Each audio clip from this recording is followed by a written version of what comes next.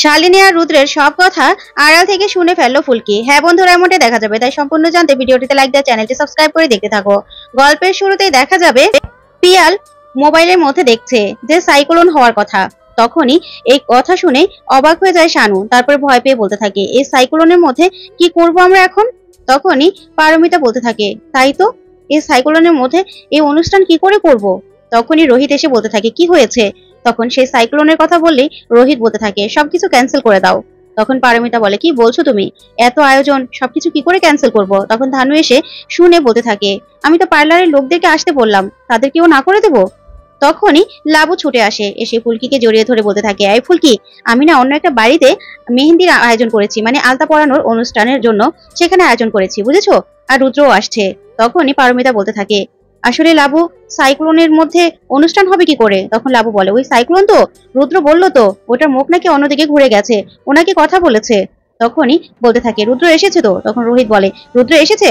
তখন রুদ্র এসে বলতে থাকে, হ্যাঁ রে রোহিত, যতই মনোমালিন্য হোক না কেন, বাড়িতে এত বড় একটা অনুষ্ঠান, তার মধ্যে আমি না এসে পারি বল? তোর এত বড় একটা আনন্দ অনুষ্ঠান আমি না এসে থাকতে পারি? এই বলার পরে রোহিত খুশি হয়ে যায়। তারপরেই লাবু ধানু সবাইকে বলতে থাকে, আরে অনুষ্ঠান হবে, কিছু হবে না, ওই সাইক্লোন তো, ওইটা কিছু হবে না, এর মধ্যে অনুষ্ঠান হলে কিছুই হবে না, তোমরা আয়োজন করো, যাও, কিচ্ছু না করতে হবে না। তখন এই কথা শুনে সবাই খুশি হয়ে যায়। তারপরে তমাল, পিয়াল, পারমিতা ওখান থেকে চলে যায় তাড়াতাড়ি করে সবাইকে বলতে। আর এদিকে লাবু, ফুলকি, ধানু খুব আনন্দ করতে থাকে। তারপরে দেখা যাবে ফুলকি চুপ করে দাঁড়িয়ে আছে, আর ফুলকি মনে মনে ভাবছে, কি ব্যাপার, জামাই বাবুর মতো ভোল পাল্টানো মানুষ আমি আজও পর্যন্ত দেখিনি। এই রাগ করছে, এই দিদি ভাইয়ের সাথে কথা বলছে না, এই স্যারের সাথে কথা বলে না, আবার সোজা চলে এসেছে, কি যে করে কিছুই বুঝতে পারি না। তারপরেই রুদ্র বলতে থাকে, কি ব্যাপার ফুলকি, কি ভাবছো? তখনই ফুলকিকে লাবু বলতে থাকে, আরে আমাদের ফুলকি দাসে বুঝি লজ্জা শরম নেই? ওর বিয়ে হচ্ছে তাতে কি হয়েছে, ও কি নাচবে নাকি? তখনই ফুলকি লজ্জায় ওখান থেকে দৌড়ে চলে যায়। এটা দেখে রুদ্র, রোহিত ওরা সবাই তাকিয়ে থাকে।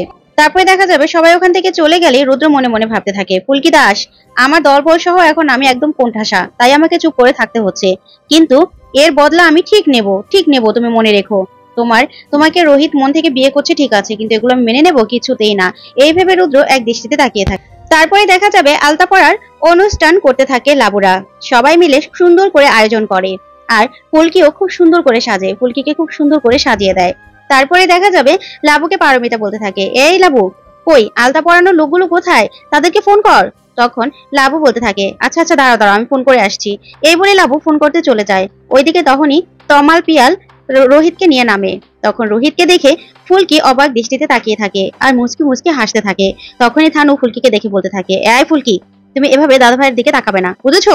এখনো কিন্তু রাগটা কমেনি তোমার, তাই দাদা ভাইয়ের দিকে এদিকে তাকাবে না। তখন ফুলকি বলতে থাকে, আমি এখনো তাকাবো না? আমি তো স্যারের দিক থেকে চোখই সরাতে পারছি না ধানু দিদি। তখন ধানু বলে, ফুলকি, তোমাকে কি বলেছি? ওইদিকে রোহিত ফুলকিকে নিজের দিকে তাকিয়ে থাকতে দেখে রোহিতও ফুলকির দিকে তাকিয়ে থাকে। তারপরে ফুলকি চোখ সরিয়ে ফেলে ধানুর কথা শুনে। ওইদিকে রোহিত তমাল, পিয়ালকে বলতে থাকে, কি রে, আমাকে এখানে নিয়ে আসলি কেন? এখন কি কোনো ওকেশন আছে?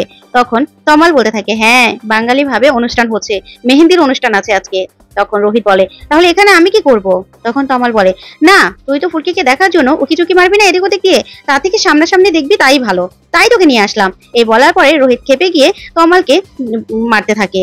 ওইদিকে দেখা যাবে তমাল দৌড়ে গিয়ে ঈশিতার উপরে পড়তে গেলেই তখন ঈশিতাকে দেখে তমাল থেমে যায় আর বলে, সরি, আমি জানতাম না তুমি এখানে আছো।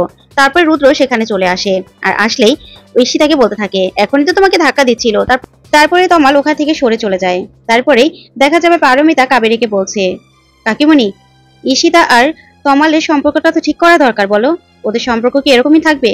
তখন কাবেরী বলতে থাকে, কি করবো বলো, আমার ছেলেটাকে তো ঈশিতা সবসময় অসম্মান করতো, এখন কি থেকে কি হবে আমি জানি না। তখন পারমিতা বলে, তারপরও তুমি একবার চেষ্টা করে দেখো, না হলে এরকম হয়ে থাকলে তো সম্পর্ক নষ্ট হয়ে যাবে, ওদের সম্পর্কটা ভেঙে যাবে।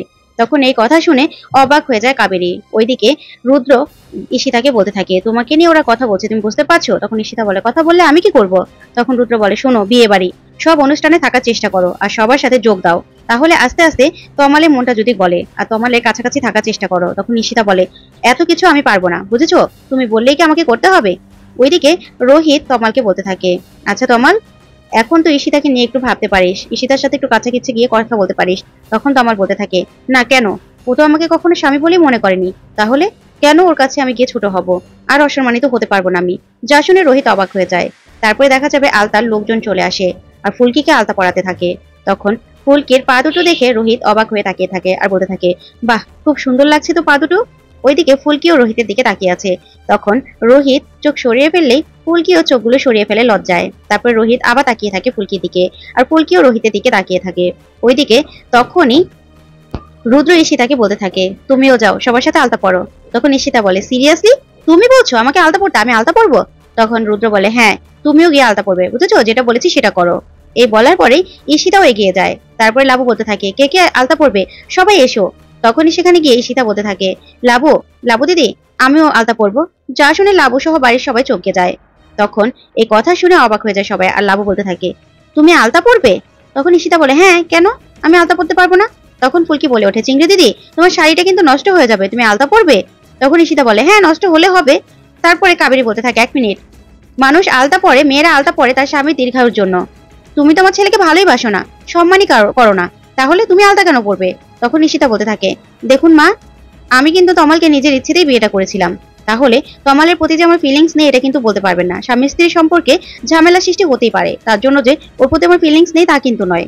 এই বলেই ঈশিতা আলতা পরতে চলে যায়। তখন রোহিত বলে, দেখ, তুই আরেকবার ভেবে দেখিস ঈশিতার ব্যাপারটা। ওইদিকে দেখা যাবে তখনই শালিনী সেখানে শাড়ি পরে ঘুমটা দিয়ে সেই অনুষ্ঠানে আসে। এসেই এত আয়োজন দেখে শালিনী চোখ বড় বড় হয়ে যায়, আর মনে মনে বলতে থাকে, এত বড় করে ওদের বিয়ের অনুষ্ঠান হচ্ছে, এত বড় করে?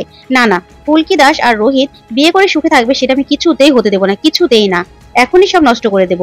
এই বলে যখনই বাড়ির ভিতরে আসতে থাকে তখনই রুদ্র শালিনীকে দেখে ফেলে। দেখে সাথে সাথে এসে শালিনীকে দেখেই ওখান থেকে সরিয়ে নিয়ে আসে আর বলতে থাকে, শালিনী, তুমি কি করতে যাচ্ছিলে?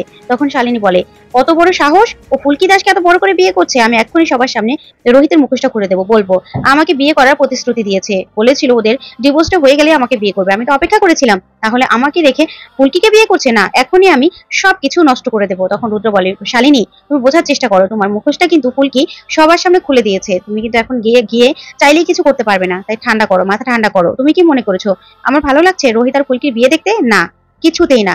তবে এখন আমরা কিছু করব না, তবে সময় আসলে ঠিক এর বদলা নেব, তুমি চুপ করে থাকো। তখন শালিনী বলে, তুমি কি বলতে চাইছো, এখন চুপ করে ওদের বিয়েটা দেখবো আমি? তখন রুদ্র বলে, হ্যাঁ, কিছু করার নেই, আমাদের সুযোগ আসলেই আবার কিছু করতে পারবো, তাই তোমাকে আমি বলছি, প্লিজ হাত জোর করছি, মাথা গরম করো না। তখন শালিনী বলে, আমি এত কিছু করছি রুদ্রদা ওই জমির দলিলটার জন্য, তুমি আমাকে জমির দলিলটা দিয়ে দিলেই তো হয়। তখন রুদ্র বলে, একটু ওয়েট করো না, এত কথা বলার কি দরকার আছে বলো? তোমাকে আমি কেন বোঝাতে পারছি না, একটু দেরি করো, দেখবে ফুলকি আর রোহিতকে ঠিক আমরা কিছু না কিছু করে আলাদা করে দিতে পারবো, তুমি আমার কথাটা শোনো।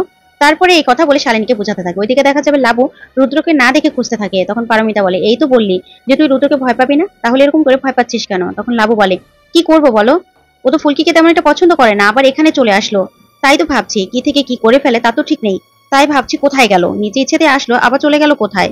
ওইদিকে দেখা যাবে রোহিত ফুলকিকে তাকিয়ে তাকিয়ে দেখছে। তখন তমাল পিয়াল রোহিতের দিকে তাকিয়ে হাসতে থাকে। ওইদিকে তমাল ধানুকে বলতে থাকে, দেখেছিস দাবাই কিভাবে তাকিয়ে আছে? আর ওইদিকে লাবু আর পারমিতা ফুলকির সাথে গিয়ে কথা বলতে থাকে। আর এদিকে রোহিতকে তমাল বলতে থাকে, কিরে রোহিত, ঠিক বলেছিলাম তো, তুই তো এমনিতে উপর থেকেও ফুলকিকে দেখতি, তাই ভাবলাম তুই এখান থেকেই দেখ। এই বলেই যখনই তমাল রোহিতকে রাগিয়ে দেয়, তখন রোহিত তমালের উপর আবার খেপে যায়। ঠিক তখনই রুদ্র ব্যান্ড পার্টি নিয়ে সবাইকে নিয়ে নাচতে থাকে আর আনন্দ করতে থাকে, ঢোল বাজাতে থাকে। তারপর যা দেখে সবাই আচমকা হয়ে চমকে যায়। তারপরে ফুলকি অবাক হয়ে তাকিয়ে থাকে আর বলতে থাকে, জামাই বাবু আমাদের অনুষ্ঠানে এসে এত আনন্দ করছে, নাচ গান করছে, আমি তো কিছুই বুঝতে পারছি না, ওনার মনে এরকম কি চলছে, উনি তো আমাকে পছন্দ করে না, তাহলে কি নতুন কোনো ফাঁদ পাচ্ছে? এই ভেবে ফুলকি এক দৃষ্টিতে তাকিয়ে থাকে।